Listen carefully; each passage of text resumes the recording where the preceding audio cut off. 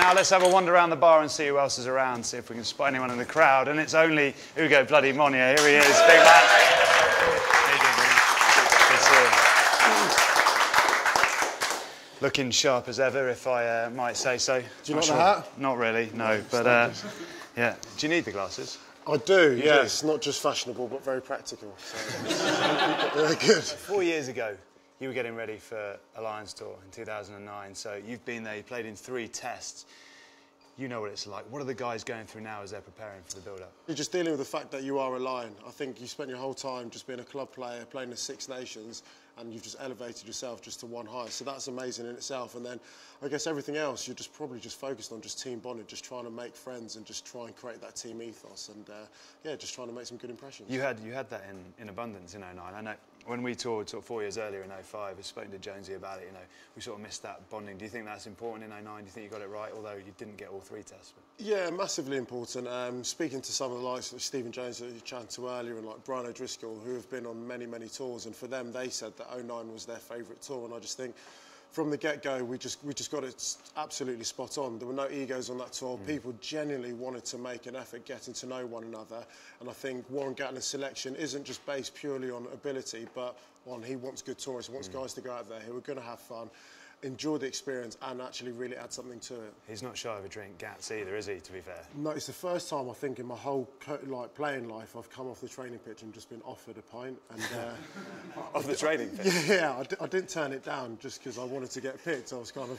Was it like a test, though, in your head? It's like catch-22. If I take this, is that a challenge? I'm out of the squad. If I don't, yeah.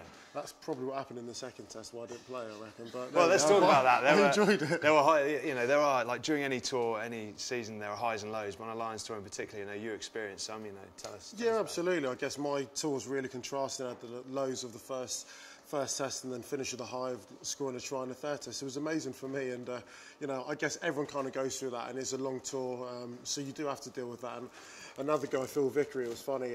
The next morning after the first test, and I missed a couple of opportunities that day, and he didn't have his best game by his own admission as well. And we were in the lift, and he said to me, "Bro, have you read the papers today?" And I was like, "Mate, there's not a chance of reading any papers."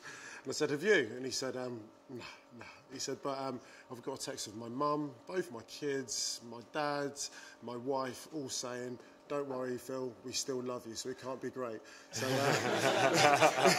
he knew within himself that he was having a tough day, but no, you're absolutely right. You know, obviously in past tours there's been a lot of media attention now. Rugby's getting more popular, there's more and more following in terms of the fans, the media want more interaction. Do you think Gats is going to have any trouble with the media? Do you think his side now are used to that? I think it's going to be quite difficult.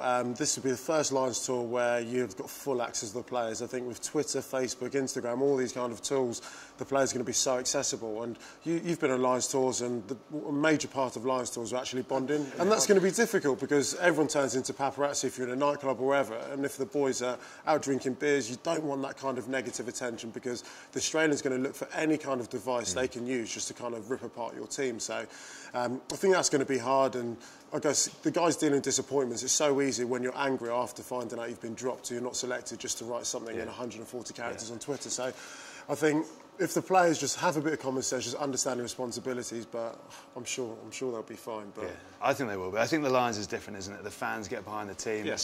You know, it's all 4 nations. They're not pulling against each other. They're all pulling for one cause. Yeah, completely. I mean, my biggest achievement wasn't actually going on the Lions tour. It was actually just being cheered by a Welsh supporter. Yeah.